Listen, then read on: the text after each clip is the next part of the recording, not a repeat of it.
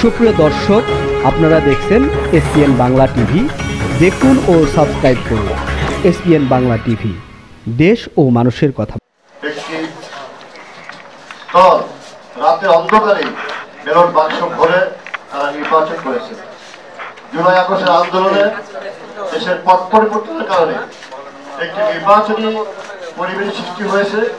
আমরা আশাবাদী যে আগামী জাতীয় সংসদ নির্বাচনে অথবা স্থানীয় নির্বাচনে আমরা আমাদের ভোটটি দিতে পারবো। কিন্তু অন্তর্বর্তীকালীন সরকার তারা রাষ্ট্র পরিচালনায় এসে রাষ্ট্রের যে অবস্থা এখন কেউ কারো কথা শুনছে না। কিন্তু যদি গণতান্ত্রিক একটি দল রাষ্ট্র ক্ষমতায় থাকে, তাদের ইউনিট পর্যায়ে রাজনৈতিক কর্মীরা থাকে, বাহিনী থাকে, তাদের লোকজন থাকে, তারা যে কোনো একটি আইন প্রণয়ন করলে অথবা একটি নির্দেশ দিলে একদম ইউনিট পর্যন্ত সেটি বাস্তবায়ন হয়। আজকে সরকারের তো সেই জনবল নেই, সুতরাং তাদের তাড়াতাড়ি নির্বাচন দিয়ে গণতান্ত্রিক একটি দলের কাছে, রাজনৈতিক দলের কাছে ক্ষমতা হস্তান্তর করে যারা বিজয়ী হবে তারা এই রাষ্ট্রটাকে বৈষম্যহীন একটি রাষ্ট্র হিসেবে গড়ে তোলার জন্য তারা কাজ করবে। যে কারণে জুলাই আগস্টের আন্দোলন হয়েছিল, সেই কারণগুলি তারা চিহ্নিত করে আগামী বাংলাদেশ হবে একটি সুন্দর এবং সোনার বাংলাদেশ, সেটি তারা নির্ভর করবে। সবাইকে ধন্যবাদ জানিয়ে শেষ করছি। আসসালামু আলাইকুম। তাদের মুখে শুনতে চাইবো এবং তাদের এই বক্তব্যের মধ্যে দিয়ে মূলত আসলে বাংলাদেশের বিএনপি তো প্রধান রাজনৈতিক দল, তাদের যে বক্তব্য সেটি তো স্বাভাবিকভাবেই ফোকাসিং পয়েন্টে থাকবে, এটি তো বাস্তবতা। আমরা মনে করি সেই ব্যাপারে আলোচনা হবে আজকে এবং অন্যান্য গণতান্ত্রিক দলগুলো কিন্তু এর সাথে কথা বলছে।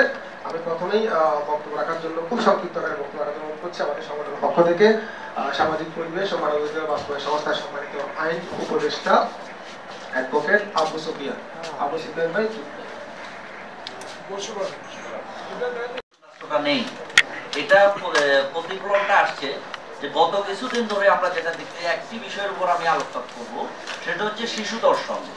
যে আমরা এখন প্রেস ক্লাবে উঠে আসার সময় দেখলাম যে শত শত নারী মহিলা সবাই আন্দোলন করতেছে শিশু দর্শন, এবং একদম অকল্পনীয় কিছু ঘটনা ঘটতেছে, যেটা আপনার অন্তত জাতীয় নির্বাচন বলে হওয়ার পরে আমরা স্থিতিশীল রাষ্ট্রটা ধরে রাখতে পারতাম।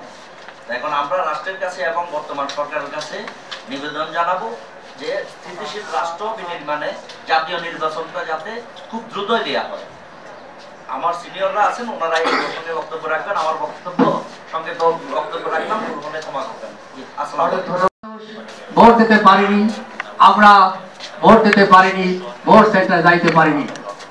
তাই দেশের মানুষের মনের দাবি, প্রাণের দাবি একটি সুষ্ঠু নির্বাচন এবং নির্বাচনে নিজের ভোট নিজে দেওয়া। আজকের সময় এসেছে আমরা নিজের ভোট নিজে দেব, কিন্তু বর্তমান সরকার সেই নির্বাচন নিয়ে একটি তালবাহানা শুরু করেছে, যাতে বিভিন্ন অজুহাতে এই নির্বাচন যাতে বিলম্ব করা যায় সেই রকম বিভিন্ন ইস্যুর কথা বলতেছে। বিভিন্ন দলের নেতারাও সেই ধরনের কথা বলতেছে, যাতে আমাদের সন্দেহ হয় যে নির্বাচন শীঘ্র হবে কিনা বা কবে হবে সেটাও আমাদের কাছে পরিষ্কার নয়।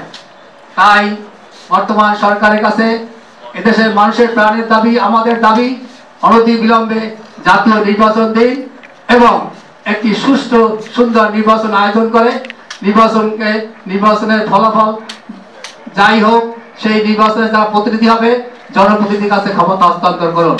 সংগ্রামী সাথী ও বন্ধুরা আমার, আজকের স্থিতিশীল রাষ্ট্র বলতে যা বোঝায় সেই